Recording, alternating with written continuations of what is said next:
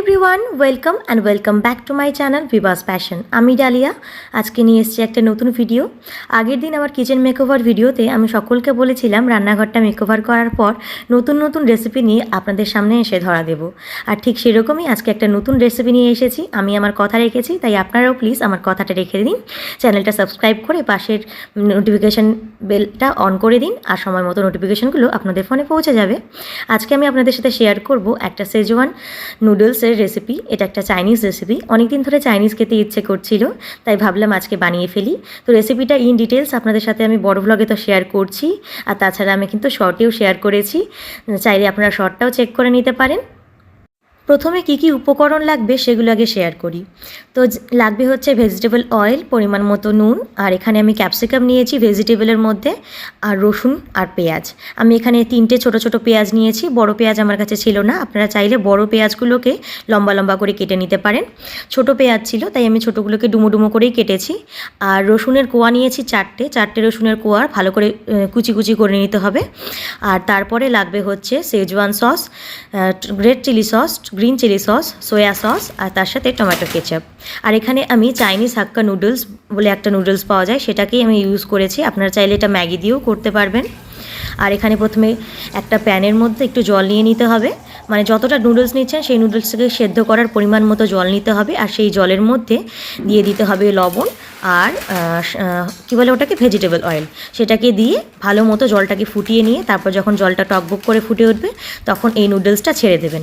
আর আপনারা চাইলে এটা ম্যাগি দিয়েও বা অন্য কোনো নুডলস দিয়েও করতে পারেন। আমি এখানে ভেজ হাক্কা নুডলস দিয়ে করেছি। তো দেখতে থাকুন গোটা রেসিপিটা স্কিপ না করে। আশা করি আপনাদের সকলের ভীষণ ভালো লাগবে।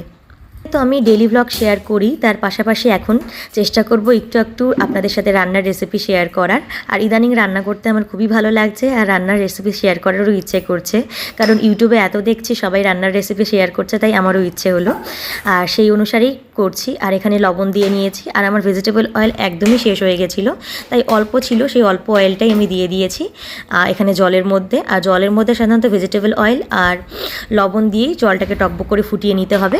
আর চাউমিনটা বা নুডলসটা যখন আমি বানিয়েছি তখন কিন্তু সর্ষের তেল ব্যবহার করেছি। তো এখানে দেখতে থাকুন। তো এখানে নুডলসগুলো সমস্তটা দিয়ে দিয়েছি, ভালো করে সেদ্ধ হবে।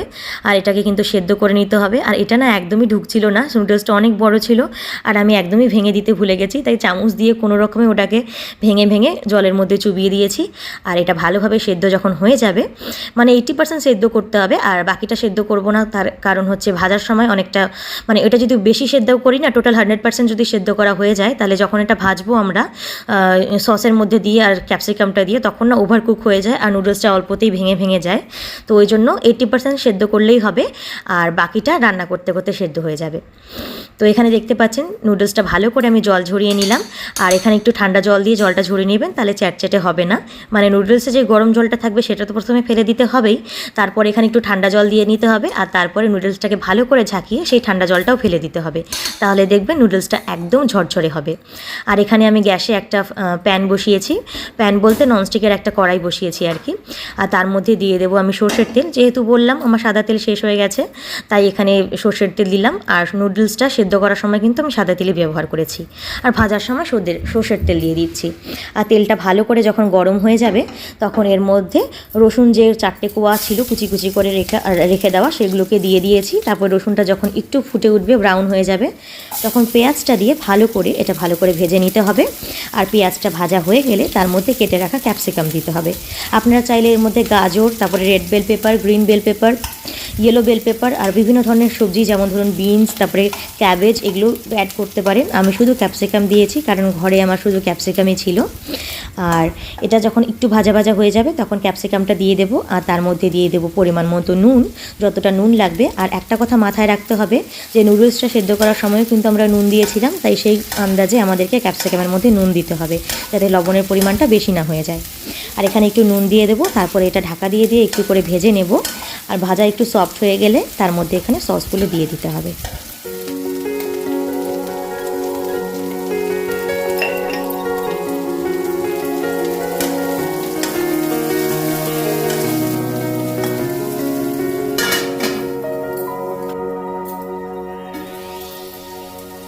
ক্যাপসিকামটা এখন অনেকটাই সফট হয়ে গেছে প্রায়। এবার আমি দিয়ে দেবো একে একে সসগুলো। তো এখানে আমি দিয়েছি প্রথমে রেড চিলি সস, তো এটা প্রথমে 1 চামচ দিয়ে দেবো, বড় টেবিল চামচের 1 টেবিল চামচ রেড চিলি সস, তারপরে দিয়েছি গ্রিন চিলি সস, আর তারপরে দিয়েছি মানে গ্রিন চিলি সস কিন্তু আমি 1/2 টেবিল চামচ দিয়েছি, আর তারপরে দিয়েছি সয়া সস 1 টেবিল চামচ। তো প্রত্যেকটা সসই ভালোভাবে দিয়ে তারপরে আমি সবার শেষে অ্যাড করব 2 টেবিল চামচ টমেটো কেচাপ। এখানে আমি কিষান রেড টমেটো কেচাপ ইউজ করেছি, আপনারা চাইলে যে কোনো ব্র্যান্ডের টমেটো কেচাপ ইউজ করতে পারবেন। আর যেহেতু বাচ্চা খাবে তাই আমি কোনো রকমের লঙ্কা অ্যাড করিনি। আর চিলি সসগুলোর মধ্যেও কিন্তু ঝাল অনেকটাই কম থাকে, আর সেই ঝালের পরিমাণটা আরও কমাতে আমি কিন্তু টমেটো কেচাপটা 2 টেবিল চামচ দিয়েছি, কারণ যেহেতু আমার ছেলেও খাবে আর আমার ছেলে ছোট, ওর বয়স এখন 2 বছর 8 মাস। তো এখানে ভালো করে এটাকে নেড়ে চেড়ে নিতে হবে, পারলে আরেকটু ঢাকা দিয়ে রাখবেন।